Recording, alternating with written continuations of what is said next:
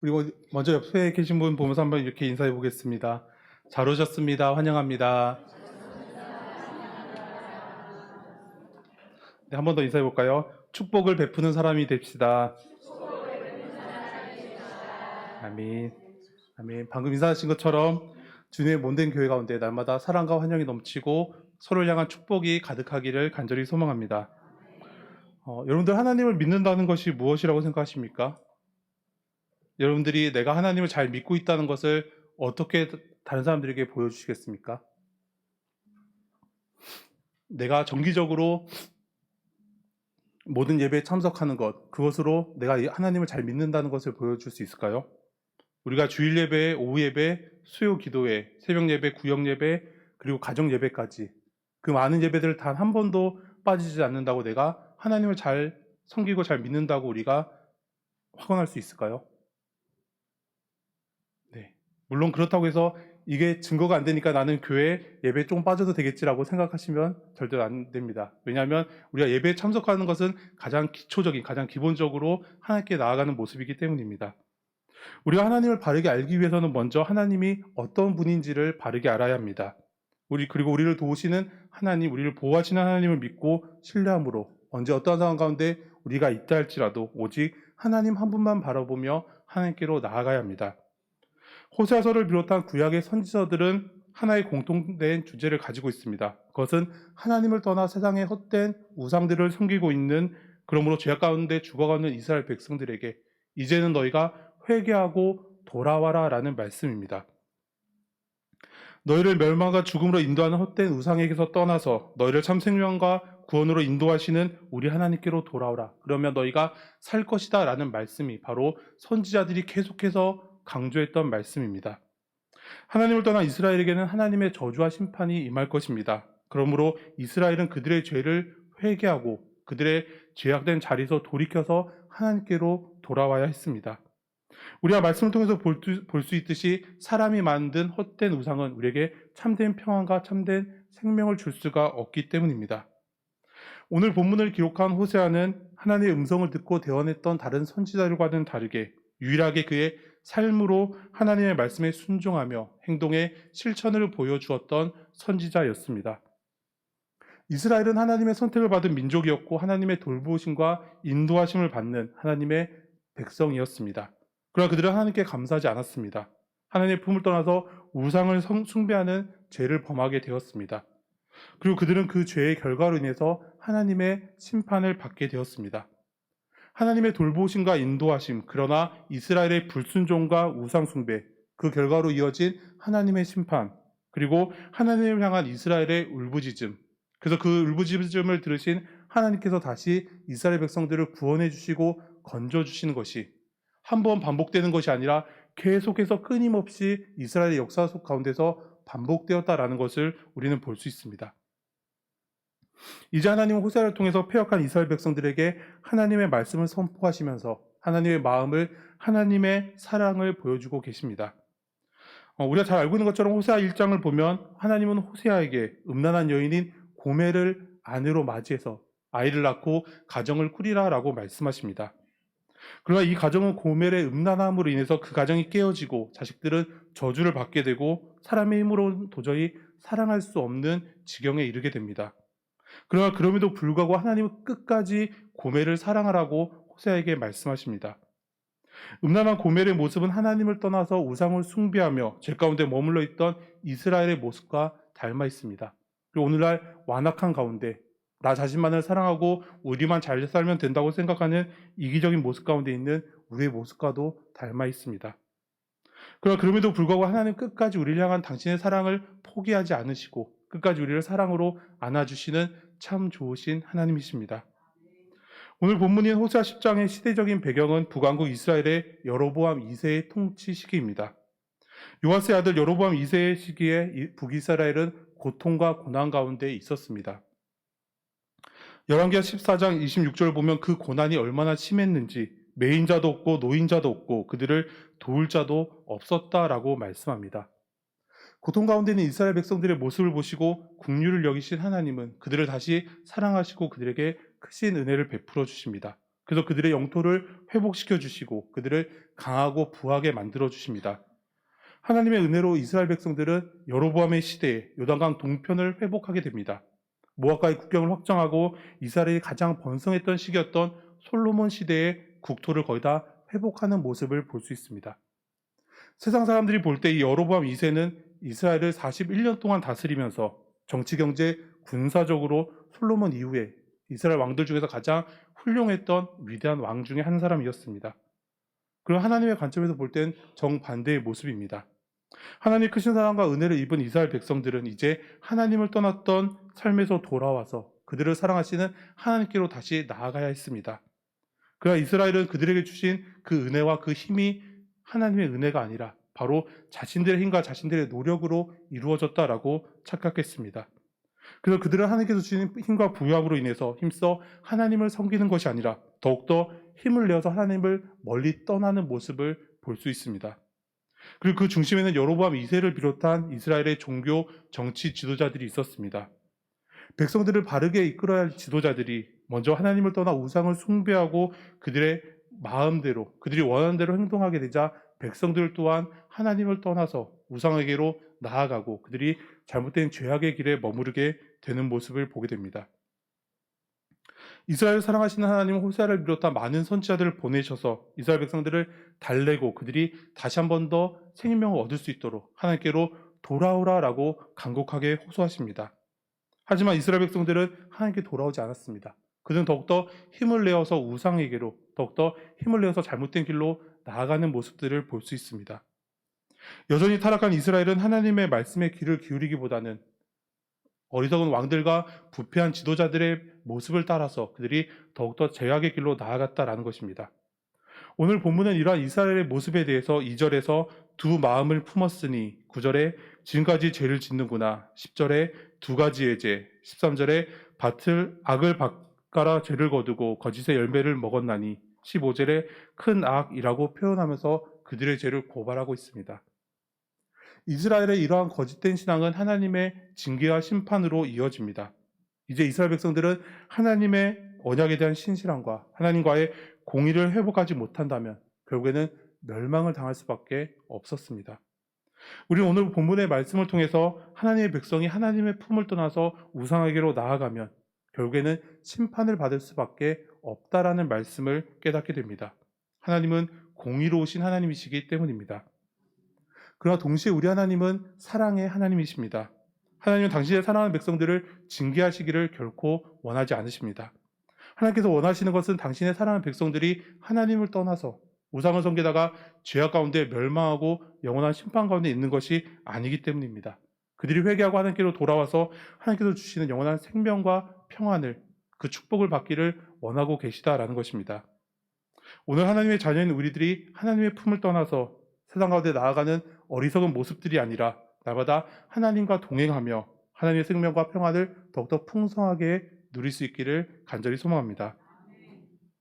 호세아 10장의 말씀은 범죄한 이스라엘에 대해서 심판을 선언하시는 하나님의 모습과 이스라엘이 심판을 당하게 된 이유에 대해서 말씀합니다. 그리고 그럼에도 불구하고 끊임없이 정말 애타는 마음으로 백성들에게 돌아오라고, 이제는 제발 너희가 돌아오라고 말씀하시는 하나님의 모습을 볼 수 있습니다. 먼저 하나님은 이스라엘이 두 마음을 품었다라고 말씀하시면서 그들에게 심판을 선언하고 계십니다. 열왕기상 18장을 보면 갈멜산에서 바알과 아세라의 선지자 850명과 홀로 대결하고 있는 엘리야의 모습을 볼 수 있습니다. 그것에서 엘리야는 두 마음을 품고 있는 이스라엘 백성들에게 이렇게 말합니다. 너희가 어느 때까지 두 사이에서 머뭇머뭇하려느냐? 여호와가 만일 하나님이면 그를 쫓고 바알이 만일 하나님이면 그를 쫓을지니라라고 말씀합니다. 그리고 누가복음 16장을 보면 예수님은 사람이 하나님과 재물을 동시에 섬길 수 없다라고 말씀하십니다. 그러나 그럼에도 불구하고 오늘 우리의 모습은 어떻습니까? 오늘 우리의 모습은 우리의 신앙이 약해지고 우리의 믿음이 약해지는 것보다 우리가 경제적으로 어려워지는 것을 더욱더 두려워하고 있습니다. 호세아 시대의 이스라엘 백성들도 하나님 한 분만 의지하는 것이 아니라 그들이 두 마음을 품은 것이 문제였다라고 말씀합니다. 우리 영상을 통해서 1절 다시 한번 한 목소리를 읽겠습니다. 1절입니다. 시작. 이스라엘은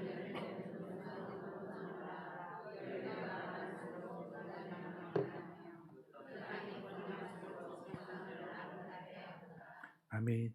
하나님은 이스라엘 백성들을 너무나 많이 사랑하셨습니다. 무성한 포도나무인 이스라엘은 하나님께서 주신 복으로 말미암아서 아름다운 열매들을 풍성하게 많이 맺을 수 있었습니다.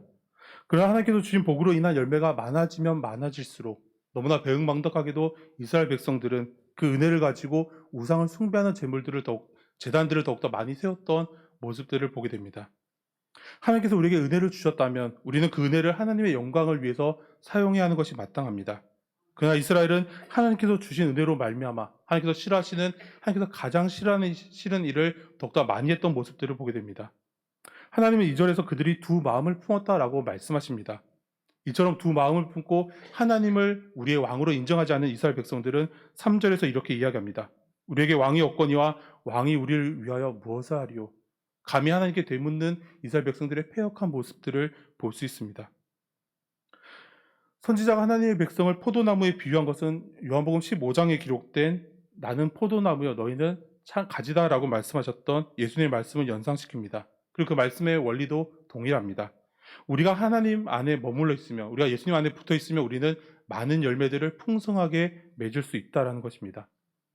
하지만 반대로 다른 마음을 품고 하나님께로부터 멀어지는 사람은 징계를 받을 수밖에 없다라는 것입니다. 잠언 1장 7절을 보면 여호와를 경외하는 것이 지식의 근본이다라고 말씀합니다. 하나님을 두려워하지 않고 하나님의 하나님 되심을 인정하지 않는 것이 가장 어리석은 죄다라는 것입니다. 시대가 흐를수록 개인의 자유를 가장 커다란 가치관으로 두는 모습들을 볼 수 있습니다. 자신의 마음대로 행동하고 서로 간섭하지 않는 것을 중요하게 생각합니다. 하지만 우리 그리스도인들에게 중요한 것은 개인의 자유가 아닙니다. 서로의 자유를 인정하는 것이 아니라 하나님에 대한 말씀의 순종이 가장 중요하다라는 것입니다. 세상의 풍조가 아무리 변해도 우리는 하나님께만 붙어 있어야만 열매를 맺을 수 있다라는 사실에는 변함이 없다라는 것입니다.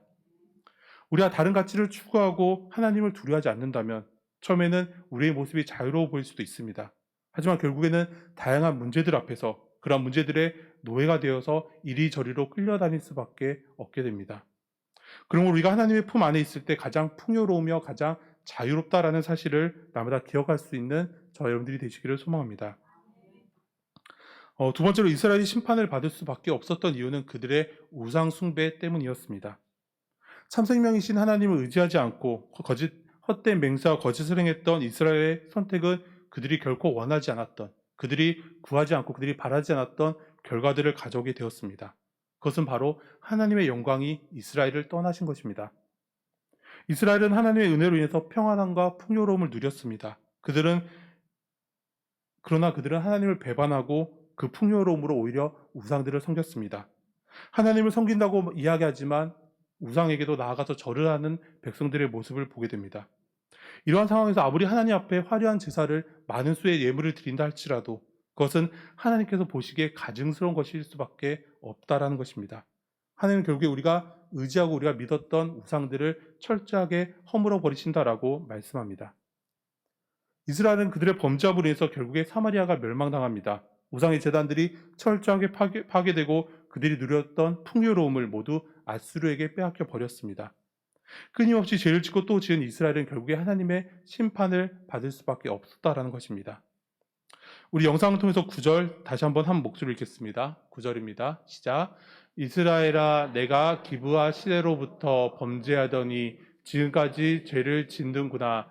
그러니 범죄한 자손들에 대한 전쟁이 어찌 기브아에서 일어나지 않겠느냐. 아멘.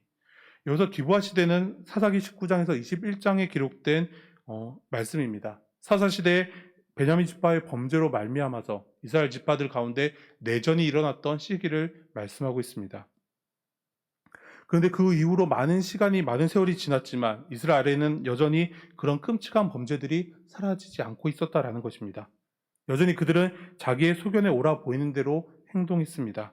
그래서 많은 어려움들을 겪고 많은 심판들을 당하게 되었지만 여전히 자신의 마음대로 자신이 원하는 대로 살아가는 백성들의 모습을 볼 수 있습니다. 하나님의 사람, 하나님의 백성들은 하나님 옆에서 항상 진실해야 합니다. 하나님은 우리의 형식적인 섬김에 속는 분이 아니십니다. 그러므로 날마다 우리의 온 마음과 온 힘을 다해서 세상의 헛된 우상이 아니라 우리의 눈에 보기 좋아 보이는 것들이 아니라 오직 신실하신 하나님 앞에 진심으로 나아가야 한다라는 것입니다. 마지막으로 하나님은 지금이 바로 하나님을 찾을 때다라고 말씀해 주십니다. 하나님은 이스라엘 백성들을 바로 멸망시키지 않으시고 그들이 아무리 심한 범죄를 했음에도 불구하고 그들을 진멸시키지 않고 오래 참아주셨습니다. 따라서 하나님께로 돌아갈 수 있는 기회가 이스라엘 백성들에게 여전히 남아 있었습니다. 마찬가지로 하나님께서 오늘 우리에게 돌아올 수 있는 기회를 주실 때 우리는 그 기회를 놓치는 것이 아니라 그 기회를 반드시 꼭 붙잡아야 합니다. 우리를 오래 참아주시고 기회를 주신 하나님께 나아가며 우리가 공의를 회복하고 사랑과 인애를 다시 세워야 합니다. 그렇게 하지 않는다면 하나님은 우리를 심판하실 수밖에 없다라고 말씀합니다. 하나님의 길이 아닌 자기의 길을 고집하면서 나에게 용사가 많다고 나라가 강성하다고 그것을 장담하고 그것을 만족한다면 그건 역시 멸망을 당할 수밖에 없습니다. 나라가 서고 망하는 것은 인간의 힘에 의해서 결정되는 것이 아니라 바로 하나님의 심판과 은혜에 달려있는 문제이기 때문입니다. 우리 영상을 통해서 12절 다시 한번 한 목소리로 읽겠습니다. 12절입니다. 시작. 너희가 자기를 위하여 공의를 심고 인애를 거두라. 너희 묵은 땅을 기경하라. 지금이 곧 여호와를 찾을 때니 마침내 여호와께서 오사 공의를 비처럼 너희에게 내리시리라. 아멘. 하나님께서 당신의 백성들에게 돌아오라고 말씀하시는 명령이 농사의 과정으로 묘사되고 있습니다. 이스라엘 백성들이 다시 하나님께로 돌아가서 다시 열매를 풍성하게 맺는 비옥한 땅이 되기 위해서는 먼저 굳어진 땅을 갈아엎는 역사가 있어야 한다는 것입니다. 묵은 땅이라는 것은 저보다 우리 성도님들이 잘 아시겠지만 원래부터 쓸모없는 땅이 아니었습니다. 원래는 부드럽고 기름지고 좋은 땅이었는데 오랫동안 농사 짓지 않고 돌보지 않고 그냥 방치해 두었더니 점점 굳어지고 잡초가 나서 이제는 농사 지을 수 없는 땅을 가리켜서 묵은 땅이라고 이야기합니다. 이런 땅에는 아무리 씨앗을 뿌려도 주인이 원하는 아름다운 열매를 맺을 수 없습니다. 싹이 나기도 힘들고 싹이 나더라도 수많은 잡초들로 인해서 싹이 잘 자라기가 힘들기 때문입니다. 하나님 오늘 우리를 향해서 너희의 묵은 땅을 기경하라라고 말씀하십니다. 묵은 땅을 기경하라라는 말씀은 과거에 가졌던 그 악한 마음에서 돌이켜서 이제는 마음을 새롭게 변화시켜라라는 말씀입니다. 농부가 굳어진 땅, 잡초와 가시가 나는 땅, 나무뿌리와 돌로 가득한 땅, 버림받아서 쓸모없는 땅을 기경해서 부드럽고 좋은 땅을 만드는 것처럼 우리의 강팍한 마음, 교만한 마음, 욕심과 죄로 가득한 마음을 이제는 겸손한 마음으로, 사랑의 마음으로 변화시켜야 한다라는 말씀입니다. 그런데 여러분들 경험해 보셨다시피 묵은 땅을 기경한다는 것이 결코 쉬운 일이 아닙니다. 우리가 삽질을 한 번만 해봐도 금방 나무 뿌리가 나오고 또 한 번 삽질을 하면 커다란 돌뿌리가 나오는 것이 바로 묵은 땅입니다. 이처럼 많은 잡초와 가시들이 또 나무 뿌리와 돌뿌리들이 우리에게 포기하라고 우리를 유혹합니다. 그럼 우리는 힘들고 고통스러워도 우리의 묵은 땅을 기경해야 합니다. 힘들고 아플지라도 우리가 오랫동안 즐겨하고 사랑하던 세상의 것들로부터 이제는 돌아서야 합니다. 이처럼 우리가 우리의 묵은 땅을 기경해서 부드럽고 기름진 땅으로, 좋은 땅으로 변화시킬 때 우리는 비로소 공의를 심을 수 있고 인애를 거둘 수 있게 된다라고 말씀합니다. 죄악에 빠진 이스라엘 백성들은 거짓을 심고 심판을 거두게 될 상황이었습니다. 그러므로 예정된 심판을 피하기 위해서는 그들이 속히 그 길에서 돌아서야 했습니다. 하나님은 지금이 곧 여호와를 찾을 때다라고 말씀하시며 다시 한 번 더 회개의 기회를 주고 계십니다. 우리의 죄와 우리의 잘못을 깨달았을 때 그것을 하나님 앞에 솔직히 내려놓고 회개하기보다 그것을 숨기기에 급급할 때가 종종 있습니다. 그러나 하나님 우리가 돌이켜 회개하기를 원하십니다. 우리가 마음을 새롭게 하고 하나님께 나아가면 하나님 그 어떠한 죄악도 용서해 주시고 우리에게 다시 한 번 더 생명을 허락해 주신다라고 말씀하십니다. 우리 영상을 통해서 에스겔 33장 11절 한 목소리로 읽겠습니다. 시작. 너는 그들에게 말하라. 주 여호와의 말씀이니라.